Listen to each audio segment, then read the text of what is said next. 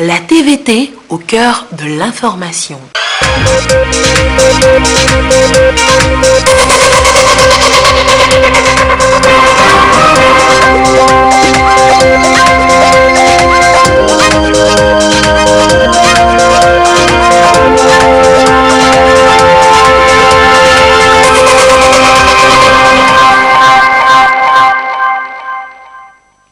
C'est mardi aujourd'hui, il est 20h. Bonsoir à tous, merci de votre attention.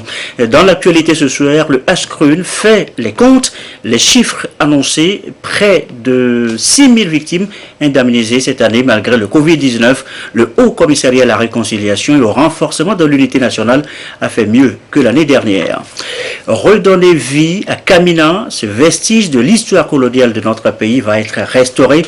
Le projet est en cours. Un rapport d'étude a été présenté ce mardi. De nouvelles mesures annoncées pour lutter contre le Covid-19, couvre-feu déjà en vigueur dans le Grand Lomé. Ce soir, nous écouterons les réactions des tenanciers de bars, des restaurateurs.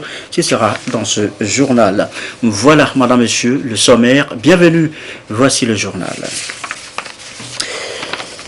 Et on commence par la question du jour. Combien sont-elles les victimes indemnisées par le Ashkrun cette année, période 58-2005? Eh bien, au Haut Commissariat à la Réconciliation et au renforcement de l'unité nationale, on fait les comptes. Le tableau affiche un chiffre global de près de 6000 victimes prises en charge en 6 mois, un peu plus que l'année dernière, et ce malgré, vous vous en doutez, les effets pervers du Covid-19. Les précisions de Augustin Cossy. C'est un tableau religieux qui illustre le bilan annuel de Ashkrun au commissariat à la réconciliation et au renforcement de l'unité nationale. 5608 victimes indemnisées à travers le pays en 2020 pour une enveloppe de 5 milliards de francs CFA alloués par l'État. Un résultat réalisé seulement en 6 mois malgré la crise sanitaire. Pour la présidente de l'institution, c'est à la fois un impératif et un devoir citoyen. Impératif en ce sens qu'il est indépendant de la vision du président de la République, son Excellence Faure Sozimna Gnassingbé, et du gouvernement qui veulent faire de la gestion axée sur les résultats le leitmotiv de tous les démembrements de l'État. Un devoir citoyen parce qu'il permet au Ashkrun d'informer et de renseigner sur l'évolution de sa mission. Il fallait continuer le travail. Malgré la Covid-19. 3 sessions d'indemnisation de grande envergure ont donc pu être organisées. Aux sessions d'indemnisation sont venues s'ajouter les sessions organisées au siège même du Ashkrun à Lomé. Des activités fédératrices ont été réalisées dans les villages de Djereouye et de Boko, où il s'est agi de projets pilotes de réflexion et de reconstruction d'infrastructures scolaires saccagées au cours des émeutes intracommunautaires. 32 490 victimes sont éligibles à ce volet indemnisation des victimes des violences politiques au Togo de 1958 à 2005. La prise en charge psychologique, médicale et les réparations ont pris en compte en 3 ans 13 268 victimes. Les dépenses totales effectuées vont au-delà de 11 milliards 300 millions de francs CFA. Les ressources mobilisées, quant à elles, s'élèvent à 12 milliards. Dans la liste, 19 222 victimes restent à indemniser. Et l'année 2021 s'annonce harassante pour le Ashkrun. D'ores et déjà, le Ashkrun s'apprête à procéder dès le premier trimestre 2021 au lancement des travaux pour la réalisation d'infrastructures fédératrices dans 3 localités déjà élues. Nos perspectives visent la réparation communautaire et surtout collective, des réparations mémorielles, des investigations perturbées par la pandémie de la Covid-19 n'ont pas permis donc de continuer. Le Ashkrun s'est entouré d'une équipe médicale, des huissiers, des comités de paix et des personnes ressources, des acteurs qui œuvrent à ses côtés pour donner de l'espoir aux désespérés et pour que l'hymne à la tolérance et au vivre ensemble résonne dans tous les cœurs. Une maison, mieux un centre pour les remettre dans le droit chemin, une seconde chance en quelque sorte. Eh bien, le centre d'accès au droit et à la justice pour les enfants vient d'ouvrir ses portes à Kakaveli, c'est à Lomé, espace inauguré ce matin et d'ores et déjà prêt à accueillir ces enfants un peu en délicatesse avec la loi, la cérémonie et la visite des locaux. Marie-Ange Vidal. Le voile tombe sur la plaque inaugurale et les portes s'ouvrent sur les nouveaux locaux du Centre d'accès au droit et à la justice pour les enfants. Cet édifice inauguré est un outil pour assurer une meilleure protection aux enfants en conflit avec la loi pendant la procédure judiciaire. Il est structuré en deux parties. Nous avons les enfants gardés à vue, c'est-à-dire qui font l'objet d'une enquête préliminaire et qui n'ont pas encore vu le juge. Et de l'autre côté, vous avez des enfants déférés, c'est-à-dire des enfants qui ont déjà vu le juge. La première catégorie d'enfants est gérée sous la tutelle du ministère de la Sécurité, mais la deuxième catégorie, les enfants déférés, c'est avec les magistrats, le procureur et puis les juges pour enfants. Les relations entre les enfants en contact avec la loi et la justice sont parfois compliquées. La construction de ce centre vient donc améliorer cet état de fait. Cet espace pour une utilisation polyvalente, l'espace d'accès au droit et à la justice améliorera l'offre de services de prévention et de prise en charge des enfants présumés auteurs de violences, mais aussi des enfants victimes et des témoins. 820 millions de francs CFA ont été déboursés pour réaliser cette œuvre, symbole d'une justice réparatrice pour ces enfants. Nos enfants, nos familles, ce centre est à vous.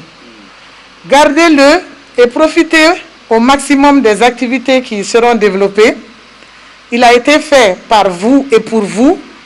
Les espaces verts et les beaux dessins qui sont enregistrés ici ont été réalisés par vos mains et par les artistes qui sont présents ici. Nous demeurons convaincus que c'est ensemble que nous permettrons à chaque enfant du Togo de vivre ses droits. Le gouvernement s'est engagé dans la consolidation de la justice pour mineurs. Il s'est compté sur ses partenaires dans la mise en place d'infrastructures adaptées à la justice juvénile.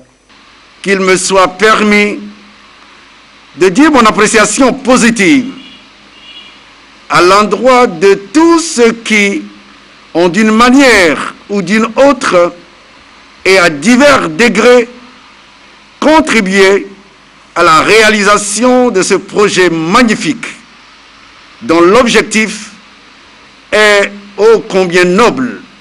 Le gouvernement togolais, par ma voix, vous assure qu'il mettra tout en œuvre pour rendre cet ouvrage pérenne. L'ouverture de ce centre d'accès des enfants au droit et à la justice fait suite à l'inauguration du centre Don Bosco à Kara le 8 octobre 2020 pour la même cause. Et des questions encore ce soir. Qui appelle-t-on précisément enfant en conflit avec la loi? Ces adolescents prêts à tout cambrioler sur un passage, rétroviseur, antenne de voiture et ou autres objets à portée de main par exemple, ou tous ces enfants qui traînent dans la rue, mais pas forcément pickpocket. Comment la loi, la justice encadre ces enfants? Comment leur donner une place dans la société? Quel sort pour eux demain? Autant de questions, des éléments de réponse avec Marie-Ange Vidal.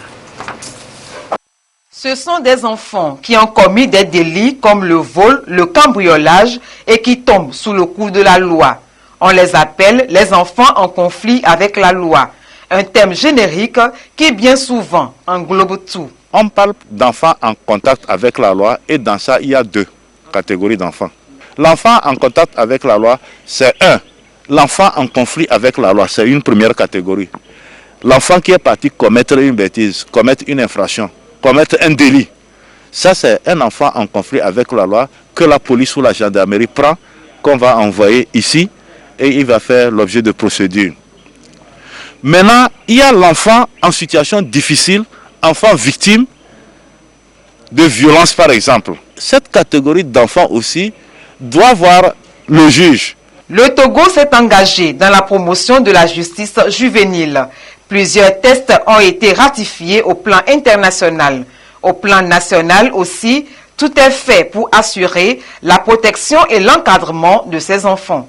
Le Togo a adhéré à toutes les conventions relatives aux droits de l'enfant, non seulement au plan international, mais au plan africain. Le Togo avait adhéré par exemple à la Charte africaine des droits et du bien-être de l'enfant. Et le Togo même a mis en place le Code de l'enfant qui situe les deux catégories d'enfants dans le Code de l'enfant de 2007. Mais depuis 2007 jusqu'à ce jour, nous avons pris sur nous, dans le cadre de la révision des projets et en attendant la révision des textes, mis en place des directives nationales de la justice pour mineurs pour les enfants au Togo, qui vient compléter les défaillances et les insuffisances constatées dans l'application du code. Mais aujourd'hui, la mesure phare qui a été mise en place pour pouvoir asseoir effectivement ce centre dans lequel nous parlons, c'est le projet de révision du code qui est terminé, le rapport est disponible, avec effectivement le développement de mesures alternatives disponibles également sous forme de rapport et qui vont faire l'objet de validation. Et ce serait plus tard l'outil de travail effectivement de tous les acteurs de prise en charge juridique et sociale des enfants. D'ores et déjà, l'accent est mis sur la formation du personnel spécialisé, un aspect important dans le suivi des enfants en contact avec la loi. Tous les juges pour enfants au Togo ont été formés sur les techniques de prise en charge, les techniques de regard judiciaire sur la personne de l'enfant. Tous les travailleurs sociaux qui travaillent avec les juges ont été formés. Tous les éducateurs spécialisés ont été formés. Et nous avons fait ce qu'on appelle la prise en charge holistique à travers les directives. Donc on prend l'enfant, peut-être on va dire, excusez-moi le terme, il s'est sali, mais on va le laver progressivement pour le ramener propre dans sa maison, dans sa famille d'origine. La famille est donc le point de départ et d'arrivée de ces enfants. Il importe que les parents élargis à la grande famille soient plus regardants sur les actes de ces enfants afin qu'ils ne tombent pas un jour sous le coup de la loi. Et voilà qui est clair maintenant. C'est un document qui définit désormais tout sur les recherches dans notre pays, des recherches en rapport avec l'innovation, un document régi par 5 principes directeurs. Ils devront au final valoriser les travaux de nos chercheurs, leurs connaissances. Le test a été validé et présenté ce mardi. Les précisions de Antoinette Omao-Vovo. La recherche et l'innovation, des maillons importants dans le développement.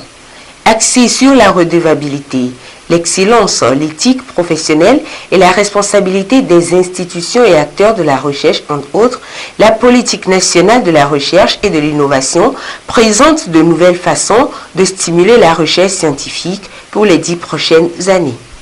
Cette politique va répondre à une attente, celle de valoriser les travaux des recherches afin qu'ils soient profitables à tous. Toute recherche aujourd'hui a une destination. Toute recherche veut attaquer un problème qui est utile aux Togolais. Toute recherche que nous faisons aujourd'hui doit transformer la vie économique, doit transformer la vie sociale. Faire la recherche pour apporter une valeur ajoutée, une plus-value à la communauté.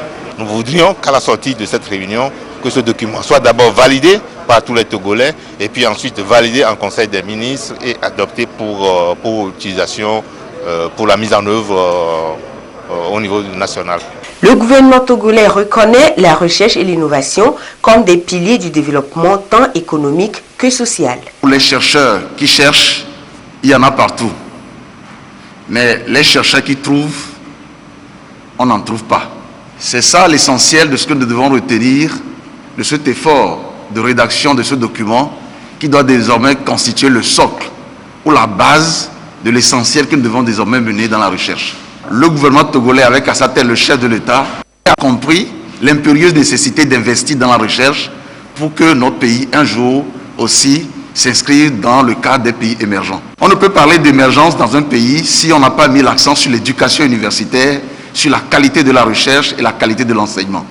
C'est pour cela que pendant 5 ans, sous les auspices et la direction du professeur Kokoroko, des travaux ont été faits pour que nous en arrivions aujourd'hui à ce niveau. Arriver à valider un document de travail qui va constituer un peu le cadre, qui va définir les règles de la recherche. Après cet atelier, nous conviendrons ensemble qu'il faudrait redéfinir le statut du chercheur. Est-ce que le fait d'être docteur et d'être recruté dans une université fait de nous des chercheurs, des enseignants-chercheurs?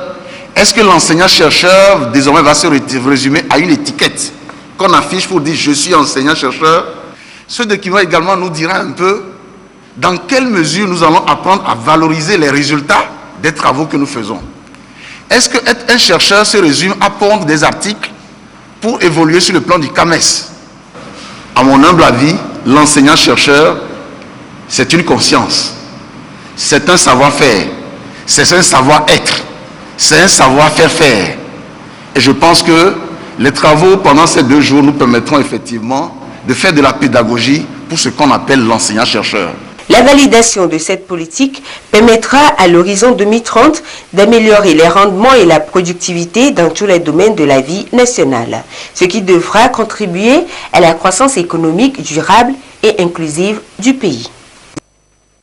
Direction maintenant à Soli, la préfecture d'Assoli, vous allez le voir, avec des jeunes portés par le désir, l'espoir, l'occasion de travailler aujourd'hui sur leur propre projet. La Banque mondiale les accompagne, ANADEB les encourage. Reportage sur place de Nestor Mouchou. L'élevage des pintades et poulets, c'est le choix fait par Asso Dogo, un jeune de la localité de Koudjodolou, dans la préfecture d'Assoli. Il a pris cette initiative à la suite de sa sélection comme bénéficiaire du projet d'opportunité d'emploi pour les jeunes vulnérables EJV. Avec son activité, il arrive à joindre les 2 bouts. J'ai été sélectionné parmi les 110 jeunes dans le village. J'ai été formé sur la gestion économique et au-delà, j'ai pu épargner les 40 000 francs sur mon compte, ce qui m'a fallu une subvention de 60 000 francs par le projet. Ce financement m'a aidé à extendre mon projet. À base de cet élevage, j'arrive maintenant à scolariser mes enfants, à acheter les produits. À Koudjodolou, un autre jeune s'est tourné vers l'élevage des petits ruminants. Il le faisait avant, mais à un niveau très faible. Aujourd'hui, grâce à l'accompagnement du projet d'opportunité d'emploi pour les jeunes, il a pu construire une bergerie et il s'en sort mieux. Je remercie l'ANADEB et je le prie de transmettre nos remerciements aux plus hautes autorités du pays. Aujourd'hui, je peux dire que notre souffrance a diminué en comparant notre vie d'avant et celle de maintenant. Les bêtes sont en bonne santé parce que je respecte les conseils du vétérinaire qui vient les soigner. D'un élevage à un autre, toujours à Koudjodolou. Après les pintades, poulets et petits ruminants, c'est au tour des canards. Lorsqu'il a été retenu, c'est l'élevage de canards que Abdul Razak Ali a présenté à l'Agence nationale d'appui au développement à la base, ANADEB, qui pilote le projet EJV comme activité qu'il veut mener. J'ai commencé avec une canne et un canard. Dans l'année, je peux avoir beaucoup de canards, mais ne maîtrisant pas les techniques d'élevage, la maladie les décime. Avec l'ANADEB, j'ai eu un coach. J'ai beaucoup appris de lui. Aujourd'hui, j'ai une 50aine de canards. Après le prélèvement pour la vente, j'ai pu installer une plaque solaire et maintenant, je ne dors plus dans l'obscurité. Changement de localité. Ici, nous sommes à Sombaou, dans le canton de Soudou, toujours dans la préfecture d'Assoli. Cet élevage de lapins est tenu par Eric Gado. Depuis qu'il a bénéficié de l'appui du projet EJV, il entrevoit des jours meilleurs. Avec la subvention et les 40 000 que j'ai épargnés, j'ai pu acheter 3 lapins, dont 2 femelles et un mâle. Avec 3 lapins, actuellement, j'ai une vingtaine de lapins. Au niveau du village de Sombo, nous sommes au nombre de 70 jeunes, dont 35 femmes et 35 hommes. Les Thibaux, nous sommes au nombre de 103 qui ont pu épargner et qui mènent actuellement leur activité de revenus comme je le fais. Financé à hauteur de 9 milliards de francs CFA par la Banque mondiale, le projet d'opportunité d'emploi pour les jeunes vulnérables a touché 140 000 bénéficiaires dans le pays. Selon des vestiges de l'histoire coloniale du Togo, aujourd'hui il est question de redonner une seconde vie au centre émetteur de Kamina, d'en faire un site touristique attrayant pour les visiteurs. Comment le faire? Eh bien, une étude a été menée, des amendements sont attendus. Le rapport d'étude avec Brigitte Koutojo et Lia Banyadao. Très bientôt, le site de Kamina sera aménagé et réhabilité. Le rapport d'étude de faisabilité du projet va être approuvé par ces acteurs du secteur du tourisme et de la culture. Les grandes lignes du document sont ici passées au peigne fin. Un projet qui, après adoption et réalisation, devra contribuer au rayonnement du secteur culturel et touristique du pays. À Takbamé, il y a un site qui a servi d'une station radio d'émission pour les Allemands à l'époque coloniale. Donc, après leur départ, ce site est resté longtemps à l'abandon Et dans le souci de viabiliser ce site, dans une perspective de développement du tourisme, l'État s'est engagé à mener une étude de faisabilité pour voir dans quelle mesure ce site peut être attrayant et attirer les visiteurs aussi bien nationaux qu'internationaux. Pour le ministre de la Culture et du Tourisme, ce secteur est reconnu dynamique tant sur le plan social et économique et contribue à la création d'emplois et de richesses. Pour atteindre les objectifs assignés à mon département, des projets d'investissement ont été identifiés sur la base d'un diagnostic fait dans le plan directeur d'aménagement et de développement touristique et ont besoin d'atteindre une certaine maturité afin qu'ils puissent bénéficier de financements. C'est dans cette optique que le département a fait réaliser des études de faisabilité technique de projets identifiés et jugés importants pour le renforcement de l'offre touristique togolaise, dont celui de l'aménagement du site historique de Kamina. Aujourd'hui, le site est dans un état de délabrement avancé, exposé à l'action des pilleurs et des intempéries. C'est pourquoi il y a besoin urgent de protection, de conservation, de documentation, de maîtrise foncière et de mise en valeur. À terme, le projet va participer au développement d'une offre touristique et de loisirs à travers la valorisation du site Kamina. Envie de boire un coup, envie de manger un morceau, oui, bien sûr, seulement pas dans les bars ni dans les restaurants. Les nouvelles mesures des autorités sont déjà en vigueur. Tenanciers de bars, restaurateurs s'y plient, bien malgré eux, mais ils comprennent tout de même. Randan Bassina a rencontré quelques-uns d'entre eux.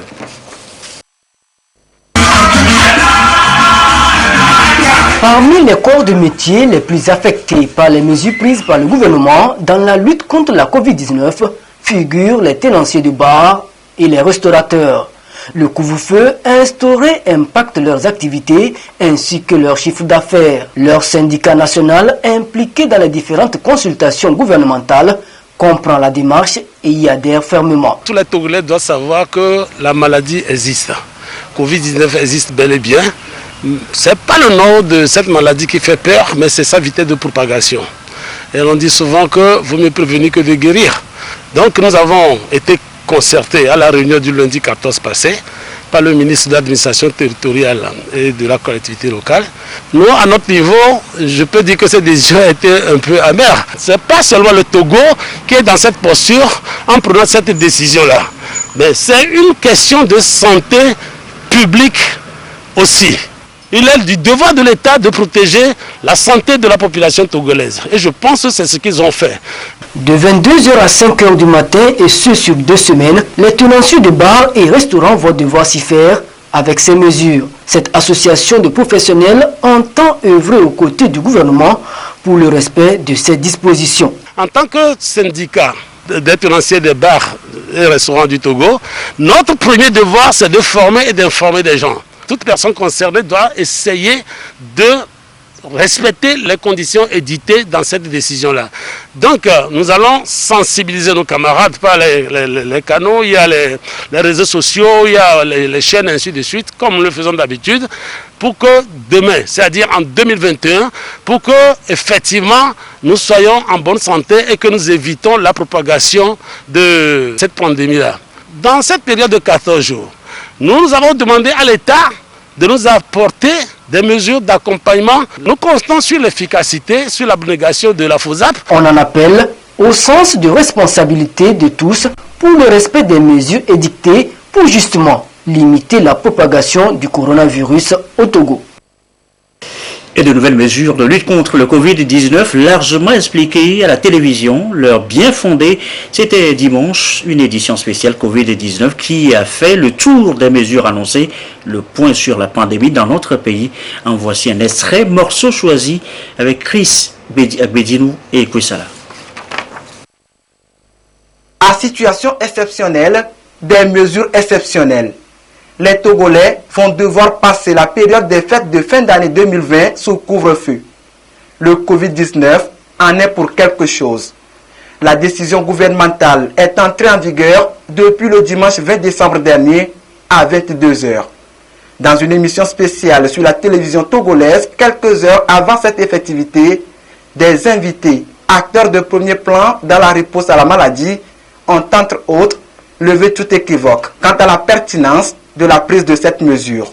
D'après les données du 19, nous sommes pratiquement déjà à 398 cas. Est-ce que le gouvernement doit être là pour observer seulement l'augmentation du nombre de cas et ne pas prendre des mesures alors que nous sommes dans une période de fête? Et on sait très bien que les fêtes, ce sont des moments propices de brassage de population, de communication intergénérationnelle et de voyage. Deuxièmement, ce que je voudrais dire, est-ce que le couvre-feu est une intervention de santé publique? Oui, c'est une intervention de santé publique qui a été expérimentée depuis fort longtemps. Pas seulement dans le cadre de la Covid-19, mais également que ce soit dans les pays développés, même dans certains pays africains. Ce n'est pas que le Togo qui a décidé de faire le couvre-feu, le Rwanda fait un couvre-feu, la RDC Congo a décidé de faire un couvre-feu, le Congo-Brazzaville a un couvre-feu qui n'ont jamais levé. Lorsque vous avez chaque fois 100 cas, c'est 2 décès par rapport à ce que nous observons de notre expérience de prise en charge. Donc l'idée 1, c'est de stabiliser, voire de réduire les nouvelles infections. Ça, c'est d'abord le premier objectif. Le deuxième objectif, c'est de réduire ce que nous appelons les foyers épidémiques ou les clusters. C'est-à-dire, c'est comme du feu. Et avec le voyage, on risque d'avoir beaucoup de clusters qu'on ne pourra pas maîtriser. Une fois que vous perdez la situation sous contrôle, c'est trop tard. Et le troisième objectif, c'est de reprendre une vie normale en janvier. Les enfants ne vont pas être privés d'école parce que nous avons fêté. Et pour nous, c'est fondamental qu'on puisse maîtriser la flambée pour une reprise normale des activités en janvier. Un autre élément qui va arriver et qu'on ne maîtrise pas encore totalement, c'est l'harmattan. C'est un facteur qui favorise la propagation des maladies respiratoires. Les heures du couvre-feu s'expliquent, à la fois la souplesse de ces heures, mais aussi l'importance de ce couvre-feu. Nous savons que c'est la nuit. Après l'alcool, on ne peut plus respecter certaines mesures. C'est après 22 heures, et aussi dans les bars. Vous voyez qu'il y a eu des mesures pour les bars. Donc toutes ces mesures ont été prises après concertation. Le conseil scientifique a donné son avis, tout le monde a donné son avis pour pouvoir décider que voilà les moments où il y a beaucoup plus de contamination. Donc c'est ces moments-là que nous avons essayé de scruter pour protéger la population et laisser dans la journée la population travailler normalement. C'est pour cela que ces mesures-là ont été prises de façon vraiment sectorisée pour éviter les contaminations. C'est donc l'intérêt commun et la préservation des vies qui sont visés avec l'instauration du couvre-feu. La population togolaise est appelée à une franche collaboration afin de faire de ces 2 semaines de sursaut national une parfaite réussite dans le strict respect des mesures barrières. Dans les mesures barrières, premièrement, c'est le lavage des mains, vraiment de façon régulière. Laver régulièrement les mains avec de l'eau et du savon et à défaut avec du gel hydroalcoolique. Ça, c'est la première mesure. Deuxièmement, le port de masque.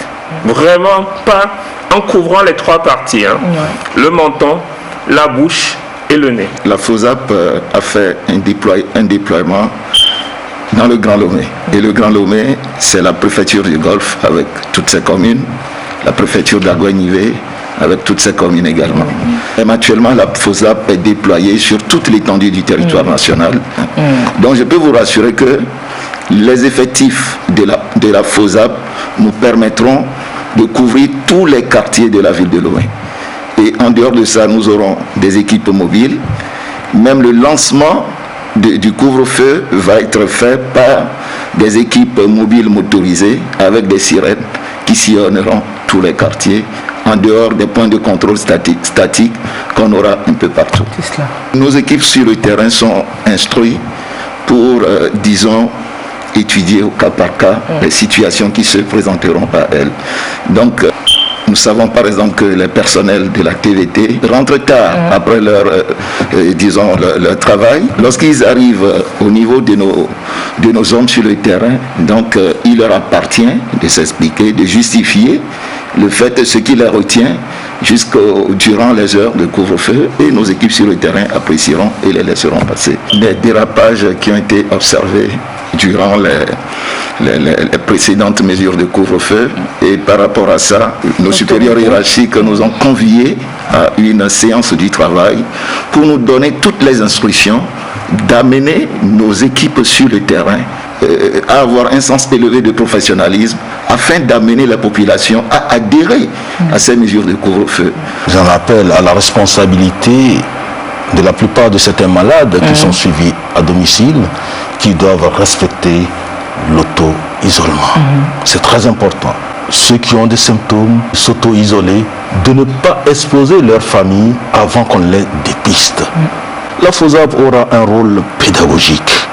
Devant toute situation, la FOSAP est formée et informée. Il doit enseigner la population comment porter le masque avec courtoisie. Mais il faut éviter de s'exposer devant la FOSAP. Il faut respecter les mesures barrières. Chacun n'a qu'à rester chez soi. C'est très important pour qu'on puisse arriver au résultat. Avec 3436 cas confirmés au 21 décembre, la courbe est donc toujours ascendante. Il convient d'inviter les uns et les autres au civisme et à la célébration des fêtes de fin d'année en toute responsabilité. Édition spéciale Covid-19, c'était dimanche sur notre antenne. Et dans la foulée, voici la situation de la pandémie au nouveau coronavirus Covid-19 au Togo. À ce jour, mardi 22 décembre 2020, la situation de la pandémie au nouveau coronavirus Covid-19 au Togo se présente comme suit. Le nombre de cas confirmés est de 3467 avec 31 nouveaux cas depuis hier. Le nombre de personnes guéries est de 3091 avec 37 nouveaux guéris depuis hier. Le nombre de cas actifs est de 310 et le nombre de décès est de 66. Communiqué chiffre rendu public par le ministre de la Santé, de l'Hygiène publique et de l'Accès universel aux soins, professeur Moustapha Midiawa. Enfin, dernier élément de ce journal, le petit Papa Noël, il semble déjà descendu du ciel pour les enfants du personnel du ministère des Affaires étrangères. Ils ont reçu, eux, leurs jouets familiers venus de Chine. C'est déjà Noël avant l'heure. Regardez ce reportage de Sandra Aziabri. Dans la sobriété, la joie de la nativité emballe ces tout petits enfants du personnel du ministère en charge des affaires étrangères. Ils ont reçu des cadeaux des mains des premiers responsables du dit ministère. Nous remercions le ministre d'avoir pensé à nous, les enfants, son personnel, pour ces cadeaux qui vont nous permettre de bien fêter la Noël. Une tradition respectée de concert avec la Chine pour permettre à ces enfants de pouvoir bien fêter. Ici, je peux sentir une ambiance de fête, mais aussi une ambiance d'amour, de solidarité et de famille. Je tiens à saluer du fond du cœur cette initiative qui est lancée par son Excellence, Monsieur le ministre des Affaires étrangères. Je crois que ça peut renforcer le sens de la solidarité de la famille au sein du ministère des Affaires étrangères et pour renforcer une ambiance de l'amitié entre le Togo et la Chine. Je voudrais, en votre nom, chers enfants, remercier l'ambassadeur de Chine ici présent, que nous avions voulu célébrer de manière très sobre en raison de la crise sanitaire que nous vivons.